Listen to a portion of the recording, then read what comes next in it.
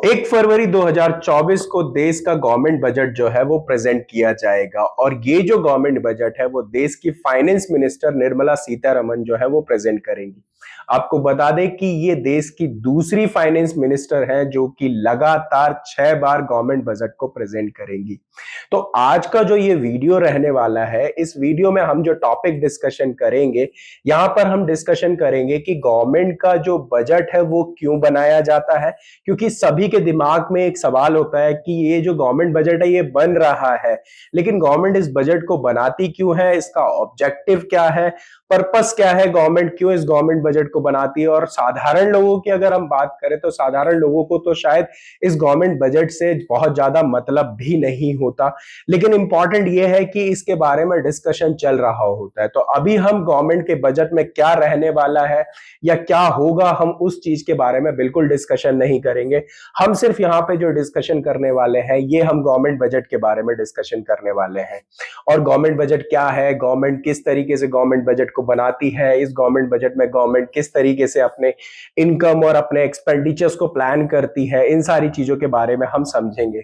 ये video normal लोगों के लिए यानी कि साधारण लोगों के लिए तो इंपॉर्टेंट रहने ही वाला है, साथ में आपको बता दें कि ये जो वीडियो है ये स्टूडेंट्स के लिए भी बहुत ज्यादा इंपॉर्टेंट रहेगा। तो सबसे पहले शुरू करते हैं कि गवर्नमेंट बजट होता क्या है। तो चलिए इसको एक एग्जांपल से समझते हैं कि जब हम अपने घर के एक्सपेंसेस करते हैं तो वो जो घर के एक्सपेंसेस डिसाइड किए जाते हैं वो तब डिसाइड किए जाते हैं, उस बेसिस पे डिसाइड किए जाते हैं जिस बेसिस पे हमारी घर की इनकम होती है। बट ऑब्वियस है कि अगर किसी घर की इनकम की बात करें और उस घर की इनकम अगर 25,000 रुपए पर मंथ की है तो वो BMW के खरीदने की या उसकी EMI को अपने बजट में नहीं लेगा, वो छोटे मोटे एक्सपेंसेस को अपने बजट में लेगा, वो डेली नेचर के एक्सपेंसेस को लेगा। ऐसे ही जिस तरीके से हमें घर को चलाने के लिए अपने इनकम और एक्सपेंसेस के अकॉर्डिंग बजट तैयार करना पड़ता है, सेम गवर्नमेंट भी देश को चलाने के लिए इस तरीके का एक बजट तैयार करती है। सो बेसिकली जो गवर्नमेंट बजट तैयार करती है वो नेक्स्ट फाइनेंशियल ईयर के लिए तैयार करती है, यानी कि अब ये जो बजट प्रेजेंट होगा ये 1 अप्रैल 2024 से लेके 31 मार्च 2025 तक के लिए ये बजट जो है वो तैयार किया जाएगा। यहां पे गवर्नमेंट अपने प्री प्लान एक्सपेंसेस और प्री प्लान इनकम को प्रेजेंट करेगी। हालांकि इस बार का जो बजट है वो इंटीरियम बजट रहने वाला है। आपको बता दें कि इंटीरियम बजट जो है वो बजट होता है कि जब नेक्स्ट टाइम पे इलेक्शन पास में हो और इस टाइम पे सरकार चेंज होने की पॉसिबिलिटीज है तो गवर्नमेंट जो अपना बजट बनाती है वो इंटीरियम बजट बनाती है, क्योंकि नेक्स्ट गवर्नमेंट आने के बाद बजट में कुछ चेंजेस हो सकते हैं। तो अब आगे बढ़ते हैं कि जो गवर्नमेंट बजट बनाती है उसका ऑब्जेक्टिव क्या होता है, गवर्नमेंट इस बजट को बनाती क्यों है। तो इसमें जो पहला पॉइंट सामने आता है वो सामने आता है redistribution of income and wealth. अब जिस तरीके से हमारे देश की इकोनॉमी में रिच लोग भी है एग्जिस्ट करते हैं और पुअर लोग भी एग्जिस्ट करते हैं, तो रिच लोग जो है वो अपनी इनकम जनरेट कर रहे होते हैं, लेकिन वहीं अगर हम पुअर लोगों की बात करें, देश के गरीब लोगों की बात करें, उन्हें कहीं ना कहीं फाइनेंशियल नीड की जरूरत होती है। तो गवर्नमेंट क्या करती है, यहाँ पे redistribution of income and wealth में गवर्नमेंट अमीर लोगों से यानी कि जो लोग बहुत ज्यादा रिच होते हैं देश में उनसे टैक्स कलेक्ट करती है और पुअर पीपल ऑफ सोसाइटी यानी कि देश के जो गरीब लोग हैं उन लोगों को फाइनेंशियल सपोर्ट करने के लिए कुछ प्लानिंग बनाती है। सेकंड जो गवर्नमेंट बजट का ऑब्जेक्टिव होता है वो इकोनॉमी में स्टेबिलिटी मेंटेन करना एक गवर्नमेंट बजट का ऑब्जेक्टिव होता है। जनरली होता क्या है कि हम देखते हैं कि देश में महंगाई है, इन्फ्लेशन आ रहा है, या कई बार हम सुनते हैं कि पर्टिकुलर कंट्री जो है वो डिप्रेशन या डिफ्लेशन का सामना कर रही है, यहाँ पे मंदी बहुत ज्यादा आ गई है, लोगों के पास कोई इनकम नहीं है, कोई एम्प्लॉयमेंट सोर्स नहीं है। तो ये दोनों ही जो सिचुएशन होती है वो इकोनॉमी में इनस्टेबिलिटी क्रिएट कर सकती है, और वो स्टेबिलिटी मेंटेन रह सके इसके लिए भी गवर्नमेंट बजट को तैयार किया जाता है। इसके अलावा गवर्नमेंट अपनी जो पब्लिक इंटरप्राइजेस हैं उनको भी मैनेज करने के लिए गवर्नमेंट बजट प्रिपेयर करती है। यानी कि अगर हम बात करें जैसे इंडियन रेलवे है तो इसके लिए प्रॉपर गवर्नमेंट बजट तैयार किया जाएगा, तो ये जो है वो मैनेजमेंट ऑफ पब्लिक इंटरप्राइजेस होता है।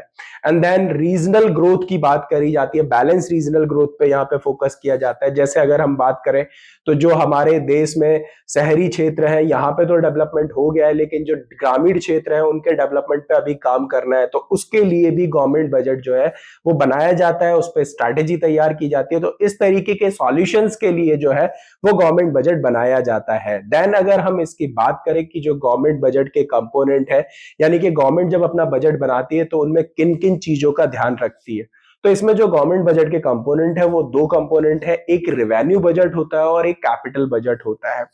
अगर हम रिवेन्यू बजट की बात करें तो रिवेन्यू बजट गवर्नमेंट का वो बजट होता है जिससे गवर्नमेंट की ना ही असेट्स और ना ही लायबिलिटी में कोई भी चेंज नहीं आता है। जबकि अगर हम कैपिटल बजट की बात करें तो इससे गवर्नमेंट की असेट्स और लायबिलिटी दोनों पे इंपैक्ट पड़ता है।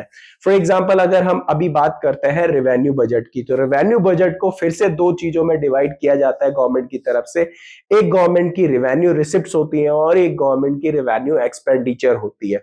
अगर हम गवर्नमेंट की रेवेन्यू रिसिप्ट्स की बात करें तो गवर्नमेंट की जो रेवेन्यू रिसिप्ट्स जनरेट होती है, ये बेसिकली वो रिसिप्ट्स होती है गवर्नमेंट की जिनके वजह से ना ही गवर्नमेंट की कोई असेट्स जो है वो कम होती है और ना ही गवर्नमेंट की कोई लायबिलिटी बढ़ती है।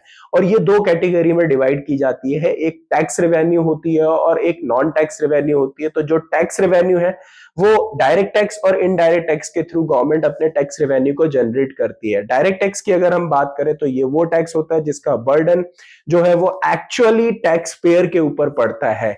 जो कि जैसे फॉर एग्जांपल अगर मैं अपनी बात करूं, मैंने गवर्नमेंट को इनकम टैक्स रिटर्न फाइल करी, उसके अकॉर्डिंग अगर मैं गवर्नमेंट के टैक्स स्लैब में आता हूं तो मुझे गवर्नमेंट को टैक्स देना पड़ेगा। तो ये एक डायरेक्ट टैक्स का एग्जांपल है।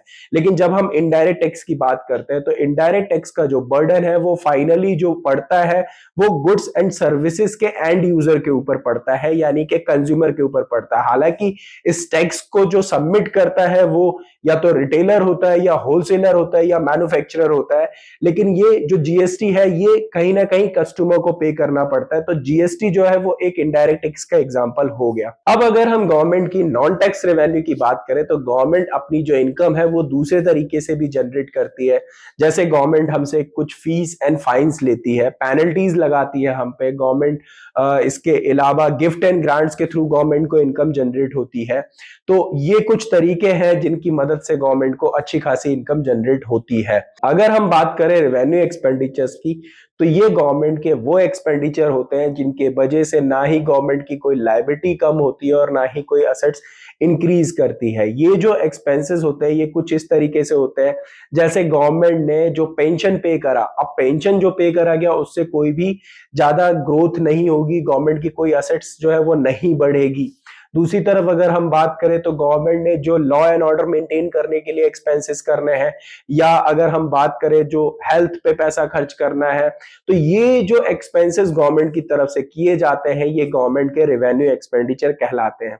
नाउ अगर हम गवर्नमेंट के सेकंड कंपोनेंट की तरफ जाएं तो जो सेकंड कंपोनेंट होता है गवर्नमेंट बजट का वो गवर्नमेंट का कैपिटल बजट होता है। अब ये जो कैपिटल बजट है ये डेफिनेटली गवर्नमेंट की जो असेट्स है और जो लायबिलिटीज है उनको इंपैक्ट करता है। अगर हम गवर्नमेंट की कैपिटल रिसिप्ट्स की बात करें, इसका जो पहला पार्ट है कैपिटल बजट का, तो कैपिटल रिसिप्ट्स गवर्नमेंट की वो रिसिप्ट्स होती है जिनसे या तो गवर्नमेंट की असेट्स कम हो जाती है या फिर लायबिलिटी जो है वो बढ़ जाती है। अगर हम इनके एग्जांपल्स की बात करें तो जैसे गवर्नमेंट जो है वो बोरोइंग करेगी, यानी कि या तो दूसरे देशों से मदद लेती है या फिर हमारे देश के जो फाइनेंशियल इंस्टीट्यूशंस हैं उनसे मदद लेती है, उनसे उधार लेती है, तो ये बोरोइंग होता है और ये गवर्नमेंट की लायबिलिटी जो है वो इंक्रीज करता है। इसके अलावा गवर्नमेंट ने अगर कहीं पे अपना ऑलरेडी लोन वगैरह दे रखा है तो वहां से जो गवर्नमेंट अपना रिकवरी करेगी तो वहां से गवर्नमेंट की एसेट कम होती है, तो ये भी कैपिटल रिसिप्ट का पार्ट रहेगा।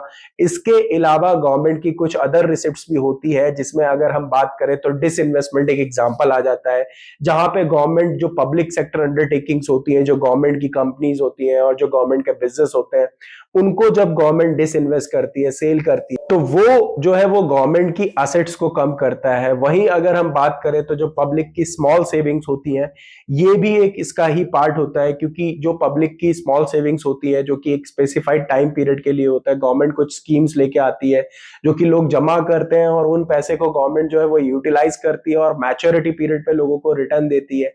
तो ये भी गवर्नमेंट के लिए कहीं ना कहीं कैपिटल रिसिप्ट का पार्ट होता है। देन अगर हम बात करें कैपिटल कैपिटल बजट के सेकंड पार्ट की, तो वो कैपिटल एक्सपेंडिचर है। अब कैपिटल एक्सपेंडिचर वो एक्सपेंडिचर होता है जिससे गवर्नमेंट का जो एक्सपेंडिचर है उसमें जो एक्सपेंसेस होते हैं वो या तो असेट्स को इंक्रीज करता है या फिर लायबिलिटी को डिक्रीज करता है। यानी कि जैसे गवर्नमेंट ने जो बोरोइंग की थी उसको अगर रीपे कर दे तो गवर्नमेंट की जो लायबिलिटी है वो डिक्रीज हो जाती है। वहीं जो डिसइन्वेस्टमेंट किया था अब गवर्नमेंट इन्वेस्टमेंट करती है तो वहां पे गवर्नमेंट की असेट्स जो है वो इंक्रीज कर जाती है। जो पब्लिक की सेविंग्स थी उनको अब मैच्योरिटी टाइम पे रीपे कर दिया जाए। तो ये कहीं ना कहीं जो चीजें हैं ये गवर्नमेंट बजट को रिप्रेजेंट करती है। तो अभी के जो वीडियो में हमने डिस्कशन किया है ये हमने गवर्नमेंट बजट से रिलेटेड कुछ चीजों का डिस्कशन किया है। आई होप आपको समझ में आ गया होगा कि गवर्नमेंट बजट बनाया क्यों जाता है और गवर्नमेंट बजट का जब स्ट्रक्चर तैयार किया जाता है तो उसमें किस तरीके से गवर्नमेंट अपने रिसिप्ट्स और एक्सपेंडिचर्स को प्लान करती है। तो ये थी कुछ इन्फॉर्मेशन जो हमने आपके साथ शेयर करी। ऐसे ही जानकारी के लिए बने रहिए इंडिया न्यूज बिजनेस के साथ। वीडियो पसंद आया तो वीडियो को लाइक करिए, चैनल को सब्सक्राइब करिए, कमेंट करके अपना फीडबैक जरूर दीजिए। और इसका सेकंड पार्ट भी डेफिनेटली आने वाला है जहां पर हम गवर्नमेंट के बजट जो है वो जैसे अगर हम बात करें तो गवर्नमेंट का बैलेंस बजट होता है, सरप्लस बजट होता है और डेफिसिट बजट होता है। तो हम इन तीनों ही बजट के बारे में भी डिस्कशन करने वाले हैं।